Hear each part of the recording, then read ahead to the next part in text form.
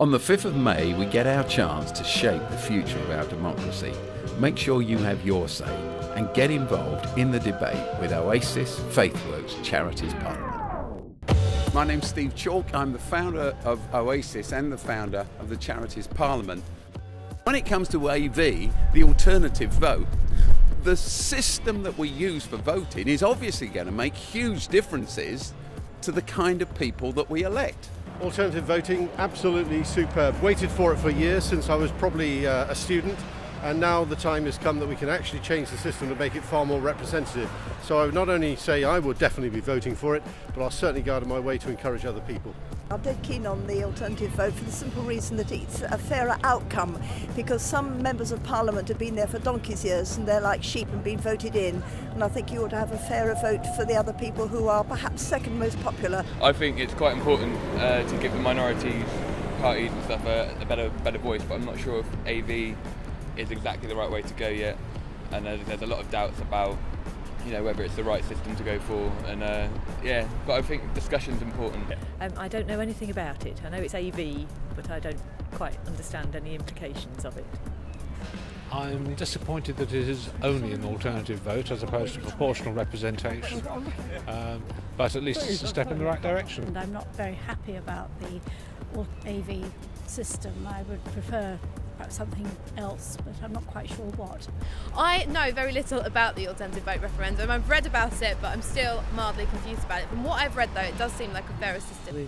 I don't really know much about it. Politics, to tell you the truth. Politics has got so divorced from people anyway that to have a system of AV, although I'm told it's quite straightforward, it's just another complication, so we should be sticking with the first past the post system.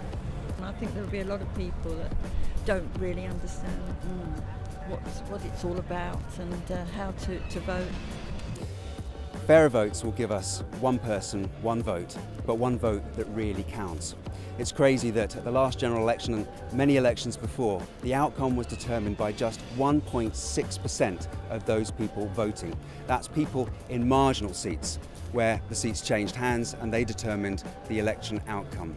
The first issue about the whole referendum is that, frankly, I think the referendum is being held too soon before we really understand exactly what the consequences of this voting system would be. Bear in mind, there's no model anywhere else in the world. Australia has a similar system, but Australia has a compulsory vote. You have to vote in the election, so you get a bigger turnout. By voting for fairer votes on the 5th of May, it means that MPs will have to work harder for our votes. They'll no longer be able to rely on the small core support that returns them general election after general election. That's the votes of often 1 in 3 people, with more people actually voting against them in their communities than voting for them. Of all the democracies in Europe, this has been historically one of the most stable, with an imperfect system, but a system that has stood the test of time, first past the post, and I think we ought to be thinking very carefully before we change it. It means it'll be easier to get rid of MPs when they misbehave. They will be more accountable.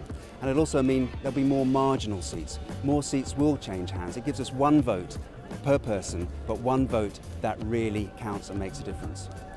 My one reason for not voting for AV is because I believe it's fundamentally less democratic. I think it's actually a threat to our democratic system, which is stable.